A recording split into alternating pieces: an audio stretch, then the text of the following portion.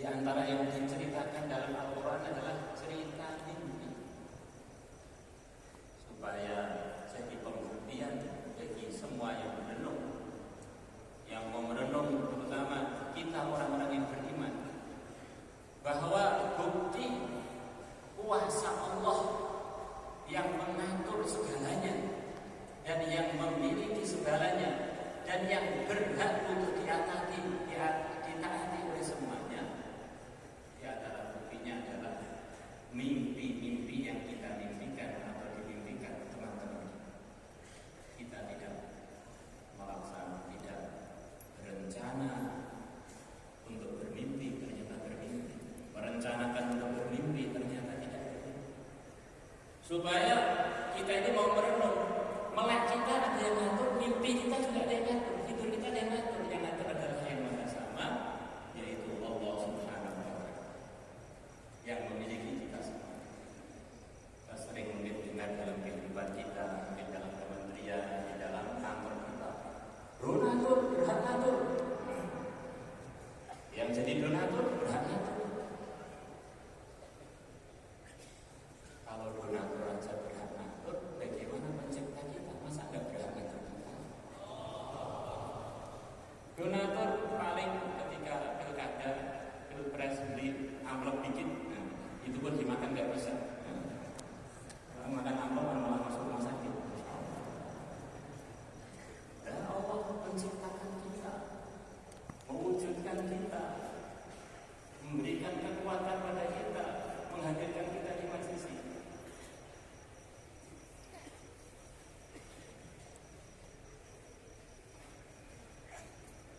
Maka datang orang-orang yang beriman kepada yang mulia besar Muhammad SAW. Mereka mengatakan, wahai Muhammad, kami tidak percaya ada hari kebangkitan selepas mati kami. Dari pembalasan, dari hitungan amal, kami tidak percaya. Maka turun wahyu kepada Nabi kita, orang-orang yang bilang kepada kamu mereka tidak percaya adanya hari kebangkitan dan pembalasan, itu sebetulnya kalau mereka mau merenung tidak akan bisa, tidak percaya itu tidak akan bisa, karena telah terjadi kepada mereka perkara yang lebih hebat, melebihi kebangkitan. Kalau kebangkitan kan kita sudah ada, tinggal dikembalikan, sudah pernah ada. Ada hal yang begitu besar telah terjadi pada setiap yang hadir di sini ini yang melebihi hari kebangkitan, yaitu hari kelahiran. Maknanya kita ini sebelum lahir para hadir asalnya nggak ada. Kalau kebangkitan kita sudah ada, tinggal dibangkitkan. Tidak ada aja sudah pernah kita alami, kita menjadi ada. Kenapa kita tidak percaya dengan adanya hari kebangkitan? Itu namanya percaya pada yang lebih besar, pada yang kecil malah tidak percaya. Makanya otak-otak yang yang tidak untuk merenung. Di antara isinya Al-Quran mengenai mimpinya Nabi Ibrahim. Mimpi mimpinya para anbiya, sebagaimana waktu beliaunya terjaga pasti benar, maka ketika bermimpi pun sudah pasti. Inni ara fil manami anni azbahuka fanzur madza tara. Qala ya abati if'al ma tu'mar satajidni insyaallahu minas sabirin. Kemudian mimpinya dua temannya Nabi Yusuf yang di penjara. Bukan Nabi, bukan Rasul, bukan Raja, bukan penguasa. Mimpi kemudian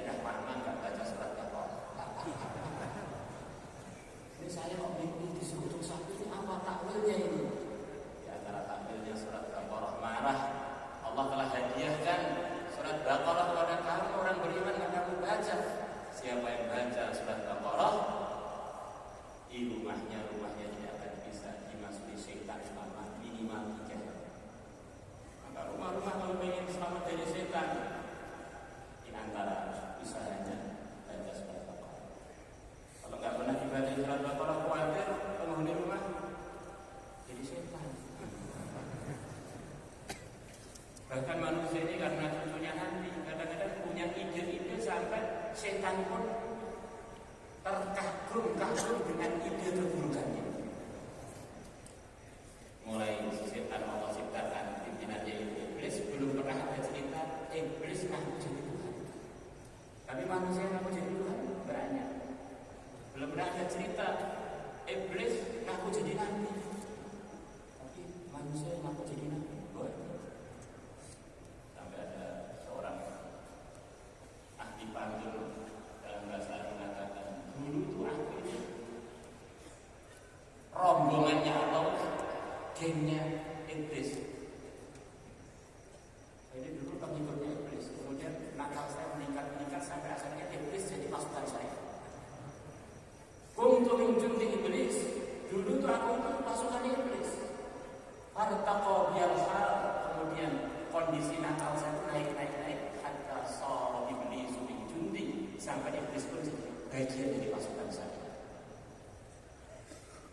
Maka diceritakan oleh Imam Bukhari dalam sebagian bab Bukhari, Sayyidina Abbas radhiyallahu anhu, pamannya Nabi kita, bermimpi ketemu saudaranya yaitu Abu Lahab. Lahab salah satu pamannya Nabi. Dinamakan Abu Lahab memang pamannya Nabi, sangat tampan. Dinamakan Abu Lahab karena saking tampannya. Saudaranya ayahnya Nabi. Maka Abbas, Sayyidina Abbas ketemu Abu Lahab, bertanya kepada Abu Lahab, bagaimana nasib kamu selepas mati gak beriman itu Abu Lahab? Oh, saya setiap hari Isnin diringankan siksa saya dan keluar dari jari-jari saya cairan, saya minum. Sebabnya kenapa? Kok dapat diskon setiap hari Isnin? Dia tetap di neraka aja. Karena saya bergembira dengan kelahiran Nabi Muhammad, sampai saking gembiranya saya memerdekakan budak perempuan saya, Thuwaibah, untuk membuktikan saya benar-benar bergembira. Bergembira dengan lahirnya Nabi, bergembira, loncat-loncat, tetapi nggak pernah menggembirakan Nabi. Itu belum cukup untuk mendatangkan ridhonya Allah. Ya Allah, terus neraka aja. Maka kita ini kalau ingin gembira kita dengan Nabi sempurna, kita sempurnakan dengan usaha menggembirakan yang mulia dan besar Muhammad sallallahu alaihi wasallam.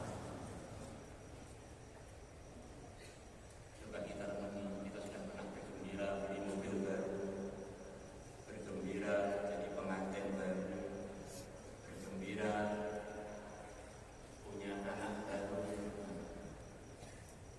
bergembira jadi minggu. Katanya yang jadi wapres gak apa-apa, tapi masih jadi minggu. Kita renungi, sudahkah kita pernah dengan sengaja usaha menggembirakan